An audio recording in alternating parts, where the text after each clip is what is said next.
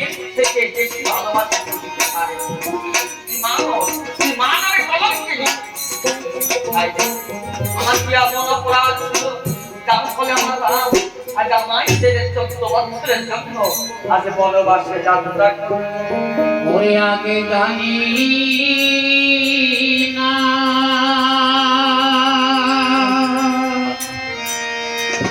ও কি অপরাধ ছিল রে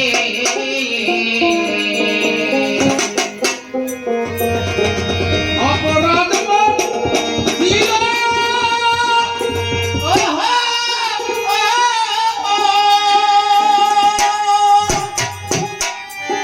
রাজ্য ছেড়ে রামধাম কেন রে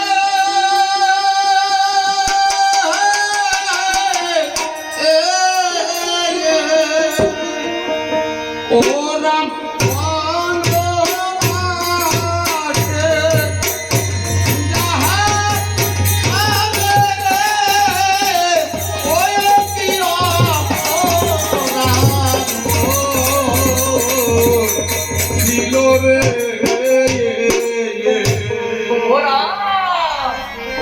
রাম রাজা হবে রাজ্য পাবে রে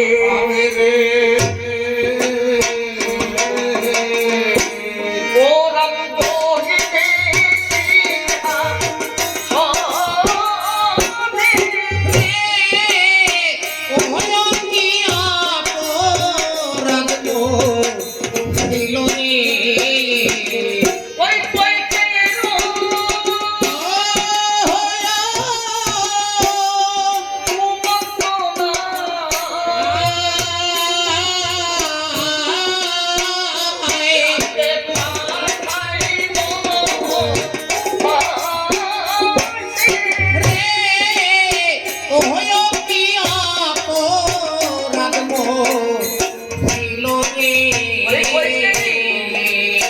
আমার রামকে প্রতিদিন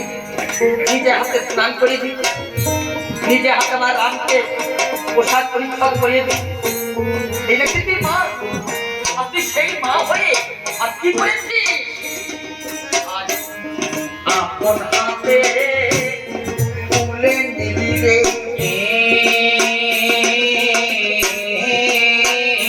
রামের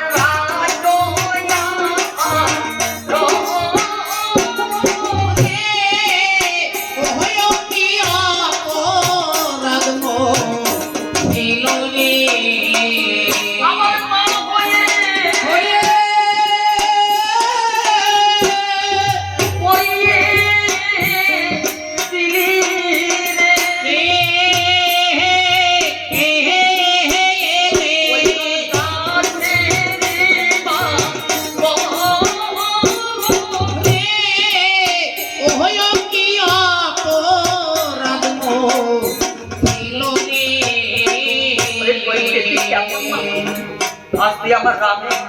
রাজা ভারত কেড়ে নিয়ে আর দাসের বাঘন করিয়ে দিয়েছে ঠিক সমধিক তোকে এমনিভাবে মা কৌশল্যা কইকে রানীকে ভিক্ষার প্রভু রামচন্দ্র করতে দেখছ মা আমার মা কইকে নিন্দা করছো কেন আমার মা কইকে কথা ছোট কথা বলছো কেন দেখো মা এখানে আমার মায়ের কোনো দোষ আমি পিতৃ সত্য পালন করবার পরে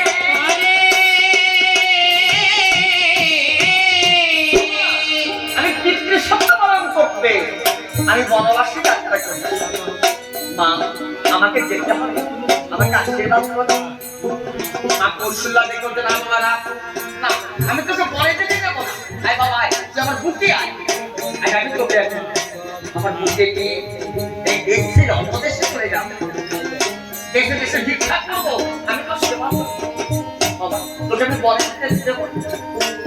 প্রভু রামচন্দ্র করে ডেকে বলছো মা তুমি কি বলছো আমি পিতৃ সত্য পালন করতে গ্রহণ করে যাচ্ছি তোমা আজ আমি যদি পিতৃ সত্য পালন না করি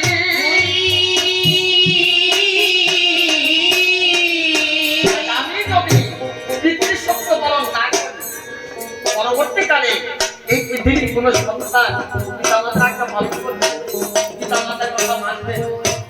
আমাকে পালন করতে দাও, আমাকে পালন করতে দাও, আশীর্বাদ করো মা। আমি যারা 14 বছর পুত্র হবে আর তোমার কোলের মানিক তোমার কোলে ফিরে আসবে। মা কৌশল্যা রামকে জড়িয়ে বসতো বাবা, রাম জানিস না বাবা, ওকে আমি হারা হয়ে বেঁচে থাকতে পারি, আমি তোকে নাম দেখতে প্রাণে বাঁচবো না, আমি তো প্রাণে থাকতে বাঁচবো না রে বাবা। প্রভু রাম তো দেখ বলছে মা, আমি জানি তুমি আমার নাম দেখলে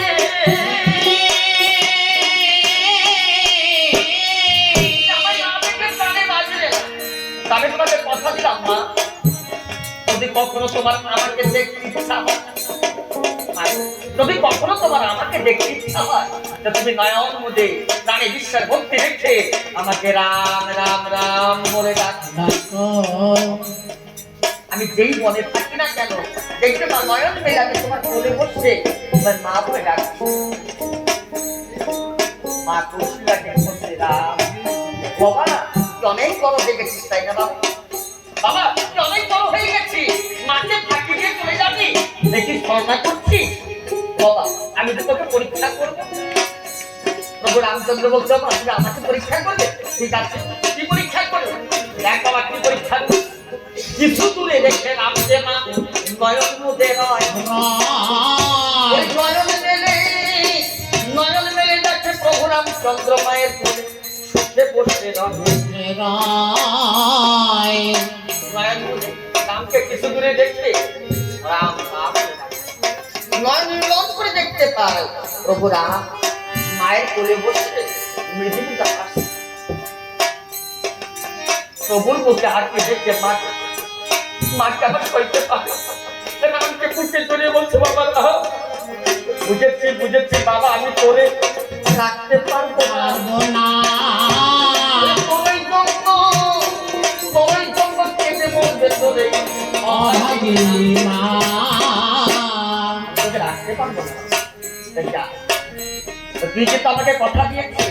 যদি কখনো আমার তোকে দেখতে ইচ্ছা হয়, যদি আমি কখনো রাম রাম বলে ডাকি, সেদিন যেখানেই থাকিস না কেন আমার কোলে বসে কথা দিয়েছি বাবা, মনে যেন মায়ের চরণ ধরে মস্ত্রে ধারণ করে আইয়ার ঘাটটাকে সঙ্গে নিয়ে আর যাচ্ছে। যখন সিংহদানের বাইরে এসেছে এমন সময় অস্ত্র অবস্থায় ছিলেন, চৈতন্য ফিরে পেয়েছে, বাড়ির এসে দেখতে পায় রাম ভক্ত সঙ্গে মা সীতা যাত্রা করেছে। বলুন দর্শন করে সারথীকে বলবো সারথী এই দৃশ্য দেখবার আগে কেন আমার মৃত্যু হলো না,